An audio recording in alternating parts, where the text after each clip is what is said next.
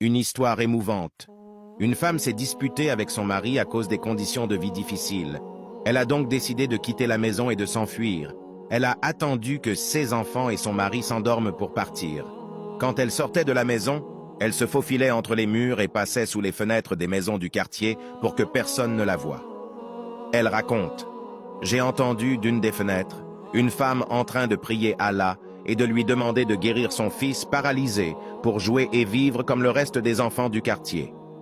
Et j'ai entendu dans la maison une autre femme prier Allah de lui donner un enfant qui ornera sa vie. Et j'ai entendu une femme prier Allah de guider son mari vers le droit chemin et de lui ouvrir les portes du succès. Et j'ai entendu une fille pleurer et dire: « Allah, ma mère me manque, mais je sais qu'elle est avec toi au paradis. » Et j'ai entendu une autre femme dire à son mari, le propriétaire de la maison: « Il va nous virer. Dites-lui de nous accorder un délai supplémentaire afin qu'Allah puisse nous bénir et lui payer le loyer. » Et c'est là j'ai compris que les gens font semblant d'être heureux et se sourient mutuellement, mais ils cachent surtout la douleur que personne d'autre que seul Allah connaît.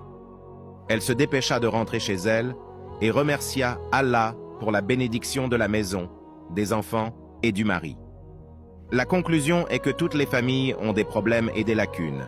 Alors ne pensez pas que tous ceux qui se présentent devant vous sont heureux et vivent une vie idéale. Ne comparez pas votre vie avec la vie des autres, à chacun ses soucis. Et s'il vous plaît, arrêtez également de comparer votre foyer à celui des autres, car chaque foyer vit ses réalités. Qu'Allah bénisse nos familles respectives. Amen.